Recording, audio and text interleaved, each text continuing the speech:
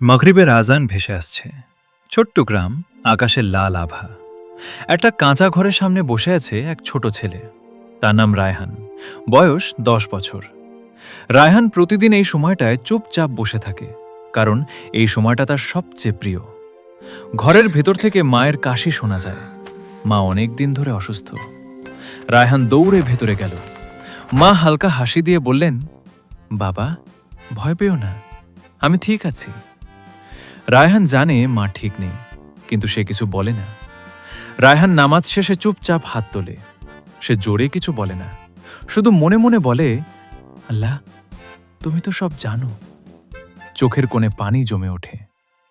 পরের দিন রায়হান কাজ খুঁজতে বের হয়। সে দেখে বাজারের এক দোকানে একজন লোক চিৎকার করছে, আমার টাকার থলি হারিয়ে গেছে। রায়হানের বুক কেঁপে ওঠে, কারণ তার পকেটে একটা থলি আছে। সকালে মসজিদের পাশে সে থলিটা পেয়েছিল, ভাবছিল পরে দিয়ে আসবে, কিন্তু এখন এই টাকায় মায়ের ওষুধ কেনা যাবে। রায়হানের হাত কাঁপতে থাকে। একটা কণ্ঠ বলে, মায়ের জন্যই তো। আরেকটা কণ্ঠ বলে, আমানত ভেমো না। রায়হান চোখ বন্ধ করে ফেলে। রাত অনেক হয়ে গেছে, চারদিকে নীরবতা। রায়হান ঘরের কোণে বসে আছে, তার সামনে রাখা সেই চামড়ার থলি। থলিটার দিকে তাকালেই তার বুকটা কেমন করে ওঠে। সে জানে এই টাকায় মায়ের ওষুধ কেনা যাবে, এই টাকায় মায়ের কষ্ট কমবে। কিন্তু হঠাৎ মায়ের কাশি শোনা গেল। রায়হান দৌড়ে গেল। মা কাঁপা কণ্ঠে বললেন, বাবা, ভয় পেও না, আল্লাহ আছেন। রায়হান কিছু বলল না, শুধু মায়ের হাত শক্ত করে ধরল। তার চোখ ভিজে উঠল। রায়হান একা ঘরে ফিরে এলো। থলিটা হাতে নিয়ে বসে পড়ল। তার মনে প্রশ্ন জাগে, আমি যদি রেখে দিই, কেউ কি জানবে? সেই মুহূর্তেই তার মনে পড়ল মসজিদে শোনা কথা, আমানত ভঙ্গ করা হারাম। রায়হানের বুক কেঁপে উঠল। রায়হান নামাজে দাঁড়ালো, দোয়া করল খুব নীরবে। সে জোরে কিছু বলল না, শুধু মনে মনে বলল, আল্লাহ, আমি দুর্বল, আমাকে ভুল পথে যাওয়া থেকে বাঁচাও। চোখ দিয়ে অশ্রু গড়িয়ে পড়ল। নামাজ শেষে রায়হান অনেকক্ষণ চুপচাপ বসে রইল। তারপর ধীরে ধীরে থলিটা তুলে নিল। নিজেকে বলল, এটা আমার না।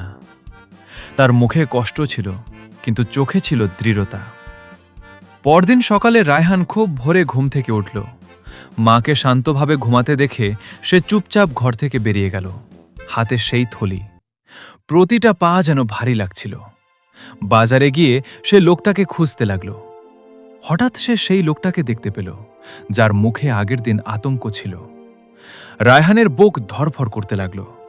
রায়হান সামনে গিয়ে থলিটা বাড়িয়ে দিল, বলল, চাচা, এটা কি আপনার?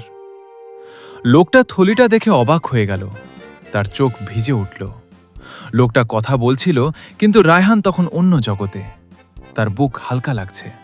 সে বুঝতে পারল, সততা কষ্ট দেয়, কিন্তু ভেতরে শান্তি দেয়। রায়হান ধীরে ধীরে বাজার ছেড়ে চলে গেল। তার মুখে হাসি নেই, কিন্তু তার হৃদয় শান্ত। আর আকাশের দিকে তাকিয়ে মনে মনে বলল, আল্লাহ, তুমি জানো।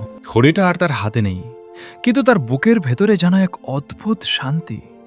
সে মনে মনে বলল, আল্লাহ, আমি যা পারলাম করেছি। বাড়ির কাছে পৌঁছাতে সে শুনল ভেতরে মানুষের কথা, দৌড়াদৌড়ি। রায়হান দৌড়ে ঘরে ঢুকল। মা অচেতন হয়ে শুয়ে আছেন। এক প্রতিবেশী বলল, ডাক্তার দরকার, এখনই। রায়হানের মাথা ঘুরে গেল। তার চোখের সামনে ভেসে উঠল সেই থলি। একটু আগে হলে, একটু আগে হলে। রায়হান মায়ের পাশে বসে পড়ল। মায়ের হাত ধরে কাঁপা কণ্ঠে বলল, মা, তুমি ঠিক হয়ে যাবে, আল্লাহ আছেন। সে আর কিছু বলতে পারল না। চোখের পানি মায়ের হাতে পড়ল। হঠাৎ ঘরের দরজায় শব্দ। একজন ভদ্রলোক ভেতরে ঢুকলেন। রায়হান তাকে চিনতে পারল। এই লোকটাই সেই থলির মালিক।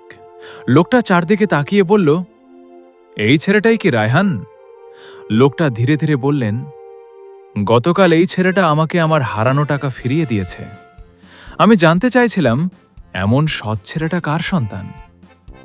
ঘরের সবাই চুপ। লোকটা রায়হানের দিকে তাকিয়ে বললেন, তুমি জানো না ওই টাকাটা কত দরকার ছিল তোমার? রায়হান মাথা নিচু করে বলল, জানি, কিন্তু এটা আমার ছিল না। লোকটার চোখ ভিজে গেল। তিনি বললেন, আল্লাহ তোমার নীরব দোয়া শুনেছেন বাবা।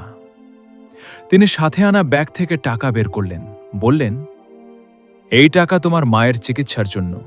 এটা দান, এটা তোমার সততার পুরস্কার। রায়হান কিছু বলতে পারল না। ডাক্তার এলেন, ওষুধ দেওয়া হলো। কিছুক্ষণ পর মা চোখ খুললেন। রায়হান মায়ের হাত ধরে বলল, মা। মা দুর্বল কণ্ঠে বললেন, বাবা, আল্লাহ তোমাকে ভালো রাখুক। রায়হান কান্নায় ভেঙে পড়ল। লোকটা বিদায় নেওয়ার সময় বললেন, মনে রেখো, যে আল্লাহর জন্য ছাড়ে, আল্লাহ তার জন্য এর চেয়ে বেশি দেন। রায়হান মাথা নেড়ে বলল, আমি ভুলব না। কয়েকদিন পর মা সুস্থ, ঘরে আলো। রায়হান মসজিদের সামনে দাঁড়িয়ে আছে। আকাশের দিকে তাকিয়ে মৃদু হাসল। কোনো শব্দ নেই, শুধু বিশ্বাস।